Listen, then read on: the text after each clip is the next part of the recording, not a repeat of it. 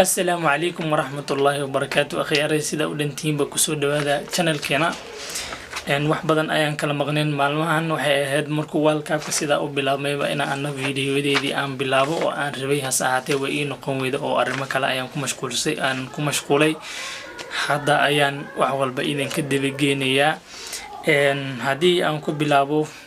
walkaabka halkuu ka dhacay sida ogtihiin waa wadanka Qatar si fiican ay u martigelisay presentation iyo qaabkay wax soo bandhigeen runtii wax wadamo badan oo muslimiin ay ku faanaan ay ahayd waliba maartay dadka muslimiinta ah inkastoo maartay dad badan oo iyaguna aan muslimiin ahayn oo sidoo kale iyaguna ay ka heleen oo dad badan oo maartay dadkan westernka ah ay ka wada heleen oo qaabka ay maartay culture-kooda iyo dhaqankooda fiican ay u soo bandhigeen runtiina wax muslimiinta ay ku faani kara ay ahaayeen oo maartay ay ahayd oo maartay shay la taaban karo lagu farxi karo ay ahaayeen natiijooyinka u dhaliyay waxaa ka mid ah presentationka ama maartay bandhiga Qatar ay sameysay inay la sheegay inay dad ay dhan ay ku muslimeen 600 oo qof dad lamida inay maartay dad tirada gaaray inay ku muslimeen runtiina in badan oo aan la ogeyn oo maartay miidiyada waa la qarqarinayaa ay ayaguna ka badan yihiin dadka ku muslimay calaayad xaasil presentationka ay sameysay قدر آدي أقرح بدنا سيدو وفيفا مارتي بوست كذا وشيءنا وحيري والكاب كان وحنا قندونا والكاب كي أو مارتي أو خطر سنة إنه بعادي ما أو أركتين سيدو كبلامي خطر قاب كي ودي عرسي مارتي والكاب كي يجريها قرح بدن إيو مارتي جروما أي دستيبا أنت يعني كوجود بيا جيم كي أجوري لو فرتي عيارته وحوها جيم ودحي خضر أو ودن كهوست مرتي جلني والكاب كا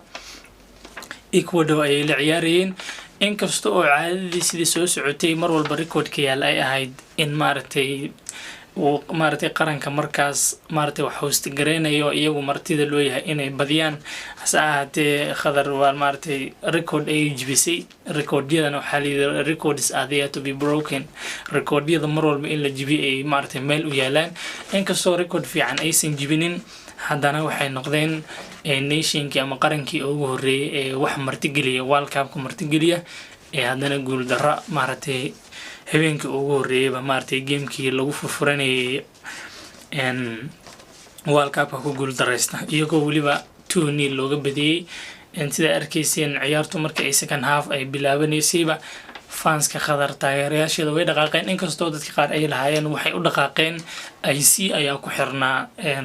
walka waqtigan Qatar way kulushahay marka every stadium waxa loo sameeyay IC ayaa lagu xiray marka dadka qarqarka ay u adkeysan waayeen ayaa la yiri oo badi ay kaga tageen garoonka hase ahaatee gamekana sida ayuu ku maartay ku dhaafay Qatar oo habeenkaas maartay habeen u fiicnayd ma ahayn inkastoo oo dadka badi almost 95% of the people waxay maartay predict gareeyeen inay Qatar habeenka ay badin doonto aniga xitaa waan ku jira waxaan isiri habeenka way badin doontaa hase ahaatee ma dhicin gamekii xigay maalinkii ku xigay waxay ahaayeen England iyo Iran wuxuu ahaa maartay game xiisihiisa lahaa Iran gamekaas wax fiican ma aysan sameeynin waliba qaabka especially qaabka ay ku bilaabeen marka horeba difaac ay galeen oo maartay maysan tusin attitude inay maartay ay weerartami karaan inkastoo second half ay fiicnaayeen asahaadii gameyadan istaayada la fiirinayo ama maartay raga xidigyada la fiirinayo ayaa waxay ahaayeen England badi ciyaaryahanadooda sida Bukayo Saka Bellingham iyo maartay iyo Harry Kane ayaa la eegay runtii gamekaas rag badan ayaa wax dareeyay marka aad ka soo bilaawdo England maartay difaaciga gadaal Maguire Stone runtii aad ay u ciyaareen Luke Shaw iyo maartay iyo isaguna dhinaca kale left right wing forward maartay right wing forward oo ciyaaryahankan Kieran Trippier aad ay u ciyaareen midfieldkooda saacadii ay ahayd meesha ay maartay ciyaar qurux badan ka soo bandhigeen Bellingham 2018kii markii World Cup ay England dheelaysay wuxuu ahaa 14 sano jir World Cup-kana asaga oo 19 sano jir ah ayuu teamkiisa u maartay dhabarka u kootay caadi ma ciyaaryahankaas ayaa suuqa hadda aad loogu wadwadaa laftirkiisa oo leeyahay waa imso ayuu u qalmaa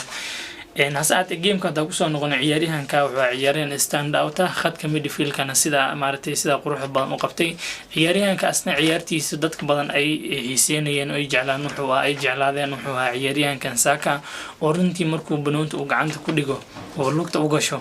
وقابكو أوفلو جرينا أي يقابكو مارتي الدفاع مرور بينه وبربريا أي مارتي وقربه أي تهاي شيء أد مارتي أقرح بدنا أو إجلام فاسونتي أد أي أولك عجبين man of the match in the game ka ugu horeeyay uu dhelay asaga ayaa la siiyay sidoo kale waxaa haboon inaan ogaano in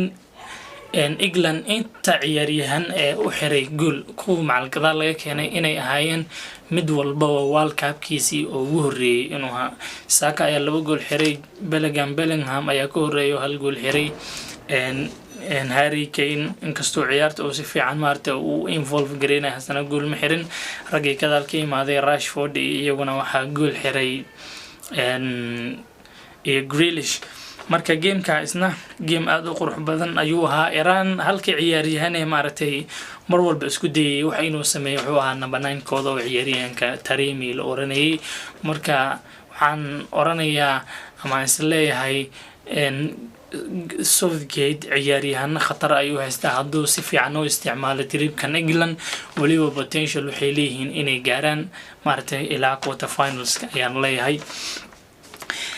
sidoo kale gamekii xigay isaguna wuxuu ahaa Senegal iyo Netherlands ay iska hor imaadeen gameka laba dhinac ayuu ahaa runtii qaybna waa qaybtii hore ee first half-ka oo ay Senegal si fiican u controlshay gameka qaybna waa second half-kii dambe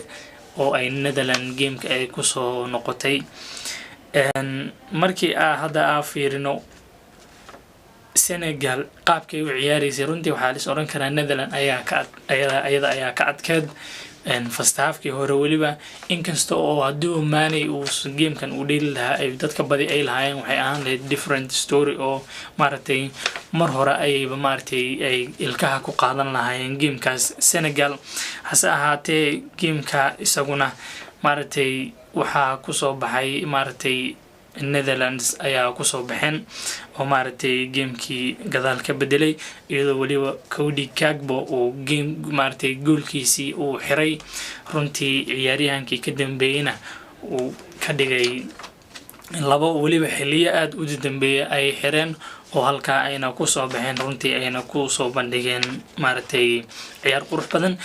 raga ka soo ifbaxay gamekan waxa kamid ah Cody Gakpo ciyaaryahanka idin sheegay sidoo kale dhanka Senegalna waxa ciyaaryahanada aad u matelay maartay Maylasa oo garoonka aslaha inta meesha ku jirtay isaga ayaa ugu da'yaraa Senegal waliba hadduu habeenka maartay xalay u haysan lahaa Mane maartay different story ay noqon lahayd game qurux badan ciyaartiisa lagu farxay ay noqon lahayd sidoo kale gamekii xigay isla shalay ayaa wuxuu asna USA iyo Wales runtii gamekan aad ayaan uga helay game qurux badan ayuu ahaa US-ne marnaba Janis ma siinin oo isma oranin ciyaar noocaas oo kala ay soo bandhigi karaan waliba Wales ayadoo ka hor imaadeen hase ahaatee first half-kii horeba gameka ayaga baaba ku socday oo weerarkooda weerar aan caadi ahayn ayuu ahaa Gareth Bale iyo Ramsey iyo runtii wax Janis way heli waayeen ciyaaryahanka ayagoo ugu khatarsanaa ayaa la dhahay magaciisa iyo xogaa magaca ka ciyaaryahan wuxuu ahaa nin madaxweynaha u dhalay runtii maartay ragga ka soo ifbaxa ayuu kamid ahaa asaga iyo Pulisic iyo Robson ciyaaryahanka ay dhahayeen leaders oo ciyaaraya Premier League isna ka ciyaaro gameka isaguna bareejo ayuu ku dhamaaday sida ogtihiin hase ahaatee game aad u qurux badan oo maartay very entertaining ayuu ahaa inkasta oo la siiyay man of the match Bale la siiyay maadaama uu maartay teamkiisa maartay uusan quusanin ilaa ciyaaryahanka u keenay uu penalty-ga asaga ayaana u xiray asaga ayaana sida lagu siiyay maartay inuu yahay hase ahaatee Wales iyo maartay Senegal yaa labadooda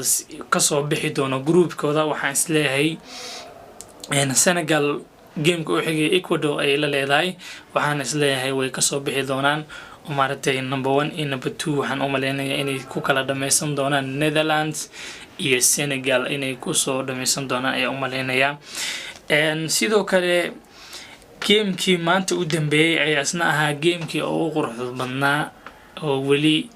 World Cup intuu hadda bilaabmay goolkii ugu qurux badnaana laga xiray waa gamekii u dhaxeeyay Argentina iyo Saudi Arabia runtii gamekan asna sidoo kale dadku badi waxay lahaayeen sidoo kale gamekan Arab waa kii Qatar ugu ceebaysay Iran maartay sidoo kale iyaduna England ku dhiiqatay wax jaanis oo iyaguna la siinayo ma leh